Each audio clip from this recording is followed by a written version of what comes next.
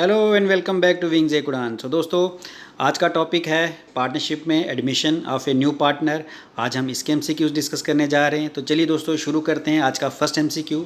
So the very first MCQ is A B C are partner in a firm if D is admitted as a new partner. 3 partner हैं A B सी। अगर एक नया partner आता है तो उससे क्या होगा? A, old firm is dissolved, या B, old firm and old partnership is dissolved, C, old partnership is reconstituted, D, none of this. तो दोस्तों, जब भी एक नया पार्टनर आता है तो जो पहले से बना हुआ एग्रीमेंट है, जो डीड है, वो ख़त्म हो जाती है, कैंसिल हो जाती है और एक नई डीड बनती है जिसको हम बोलते हैं reconstitution.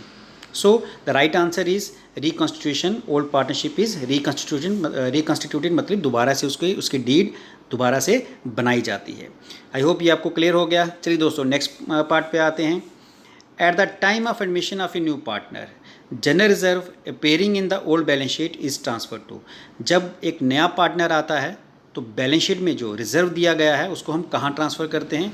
Options are A, all partners capital account, B, new partners capital account, C, old partners capital account, D, none of this. तो दोस्तों, जो जनरल रिजर्व है it is a part of profit.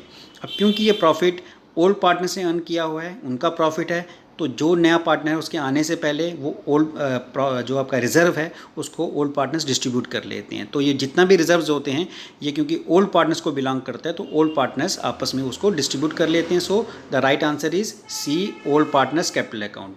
Answer की में इसका answer गलत दिया हुआ है तो आप उसको करेक्ट कर लें, इसका आंसर सी है। चलिए दोस्तों, नेक्स्ट पे मूव करते हैं। On the admission of new partner, increase in the value of asset is debited to.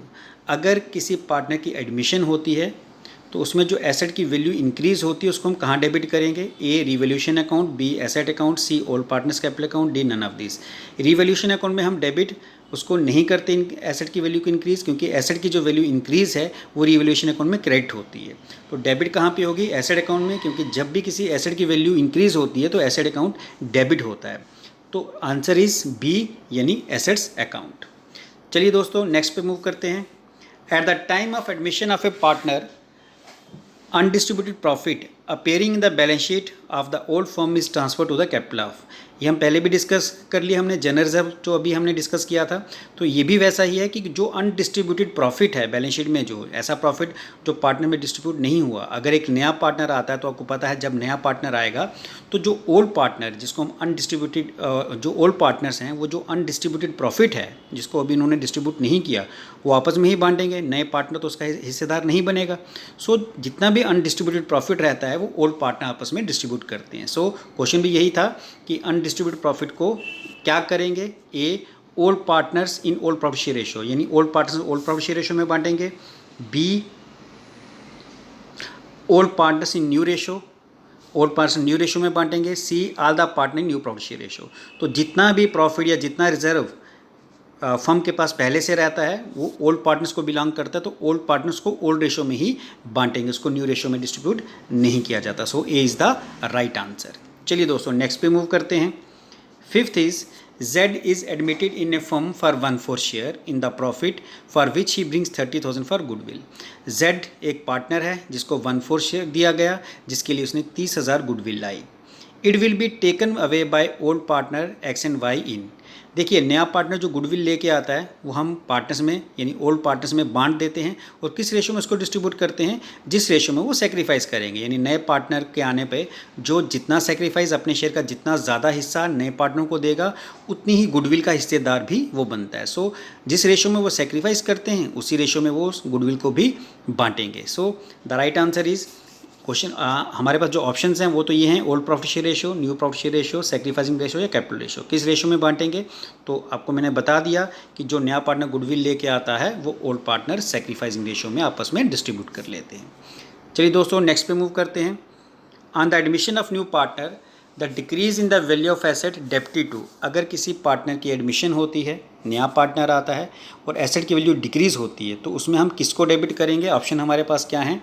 Profit and loss adjustment account, B, asset account, C, old partners capital account, D, old partners current account. तो जब भी एक नया partner आएगा जो भी asset की value decrease होगी वो आपके रिवोल्यूशन अकाउंट की डेबिट साइड में हम लिखते हैं, तो इसका आंसर रहेगा profit and loss adjustment account. Profit and loss adjustment account को ही हम रिवैल्यूएशन अकाउंट के नाम से भी जानते हैं, तो इसमें कंफ्यूज होने की ज़रूरत नहीं है, दोनों सेम चीज़ें होती हैं, profit and loss adjustment account या फिर रिवैल्यूएशन अकाउंट भी उसको बोल सकते हैं। तो नए पार्टनर के आने पर जब एसेट की वैल्यू डिक्रीज होती है तो उसको रिवैल्यूएशन अकाउंट या profit and loss adjustment account की डेबिट साइड में रिकॉर्ड किया जाता है। चलिए दोस्तों नेक्स्ट पे मूव करते हैं। Seventh is general reserve at the time of admission of new partner is transfer to. ये तो हम पहले भी डिस्कस कर चुके हैं कि कोई भी रिजर्व या प्रॉफिट होता है तो नए पार्टनर के आने से पहले हम वो प्रॉफिट या रिजर्व ओल्ड पार्टनर्स में ओल्ड रेशियो में डिस्ट्रीब्यूट कर देते हैं। तो यही क्वेश्चन यहाँ पे भी है कि जनरल रिजर्व है at the time of admission of new partner is transfer to, उसको हम कहाँ ट्रांसफर करेंगे? A revaluation account, B old partners capital account, C profit and loss adjustment account, D realisation account. तो जितना भी reserve या profit होता है वो ओल्ड पार्टनर्स में डिस्ट्रीब्यूट हो जाता है, तो old partners capital account is the right answer. चलिए दोस्तों नेक्स्ट पे मूव करते हैं। A B C are three partner sharing profit and losses in the ratio of 4:3:2। A is admitted for 110 share, the new ratio will be. अभी मैंने आपको पहले भी बता रखा है कि जब भी एक नया पार्टनर आएगा और उसमें सेक्रीफाइस के बारे में नहीं दिया हो अगर कि किस पार्टनर ने कितना सेक्रीफाइस किया, तो उस केस में जो ओल्ड रेशियो रहेगी आपकी वही आपकी सेक्रीफाइसिंग रेशियो भी रहती है, वही आपकी न्यू रेशियो भी रहती है, कैलकुलेट करने की ज़रूरत नहीं पड़ती। तो सेम केस यहाँ पे है, यहाँ पे हमें ये बता दिया गया कि एक नया पार्टनर है उसका 110 शेयर है, लेकिन वो 110 शेयर उसको कौन किस रेशियो में दे रहा है वो नहीं बताया।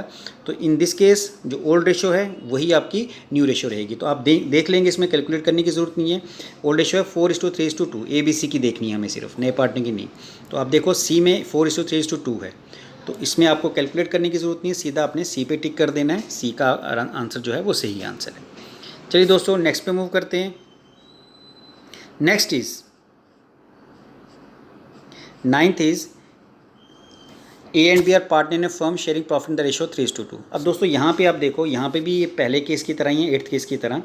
That means C as new partner for 1/3 share. अब न्यू रेशियो इन्होंने पूछी है, तो मैंने कहा था जो ओल्ड और न्यू रेशियो है वो सेम रहती है। अब आप देखो इसमें पहले 3 केसेस में, इनफैक्ट सभी में जो ओल्ड रेशियो सेम आ रही है 3:2, ए में भी है, बी में भी है, सी में, इसको हमें सॉल्व करना पड़ेगा। अब क्योंकि ये स्क्रीन छोटी है तो इसको मैं यहाँ पे आपको सॉल्व नहीं करवा पाऊँगा, ठीक है, क्योंकि इसमें सब में ए बी सी डी में सब में सेम आंसर 3:2 है, तो मुझे इसको सॉल्व करना पड़ेगा। तो ये आपको जब मैं बोर्ड पे कराऊंगा ये क्वेश्चन मैं उसमें लेके आऊँगा, तो इसको अभी मैं छोड़ देता हूँ क्योंकि इसके लिए मुझे स्क्रीन ज़्यादा चाहिए, आपको स्क्रीन पर समझ नहीं आएगा। चलिए दोस्तों मूव कर लेते हैं नेक्स्ट पे। Next is X and Y are partner sharing profit in the ratio of 1:1। X और वाई पार्टनर है जिनकी शेयरिंग क्या है, शेयरिंग रेशियो क्या है 1:1। दे admit Z for 1/5 share who contributed 25,000 for E share of goodwill. इन्होंने Z को एक पार्टनर लिया है जिसको 1/5 शेयर दिया है और उसने 25,000 रुपये गुडविल कंट्रीब्यूट की है। The value of goodwill of the firm will be, हमें फर्म की गुडविल निकालनी है। तो दोस्तों जो नया पार्टनर है ये अपने शेयर के अकॉर्डिंग, जितना उसका शेयर होता है उसके अकॉर्डिंग गुडविल लाता है। जितना ज़्यादा शेयर होगा उतनी ज़्यादा गुडविल लाएगा, जितना कम शेयर होगा उतनी कम गुडविल लाएगा। अब यहाँ पे इसको 1/5 शेयर के हिसाब से उसकी गुडविल 25,000 बन रही है, तो टोटल गुडविल हमें फर्म की पूछी है। तो सिंपल आपने क्या कर लेना है, जो जेड का शेयर है 25,000 उसने गुडविल लाई कितने शेयर के लिए, 1/5 शेयर के लिए। तो फर्म की गुडविल कितनी होगी, जितना इसका शेयर है 1/5 है, इसके रेसिप्रोकल के साथ मल्टीप्लाई कर लो, 5/1, 1 नीचे लिखने की ज़रूरत नहीं है। तो 25,000 × 5 करोगे तो आंसर आएगा 1,25,000। यानी फर्म की गुडविल 1,25,000 थी, इसका 1/5 गुडविल यानी 25,000 वो लेके आया है अपने शेयर के अकॉर्डिंग।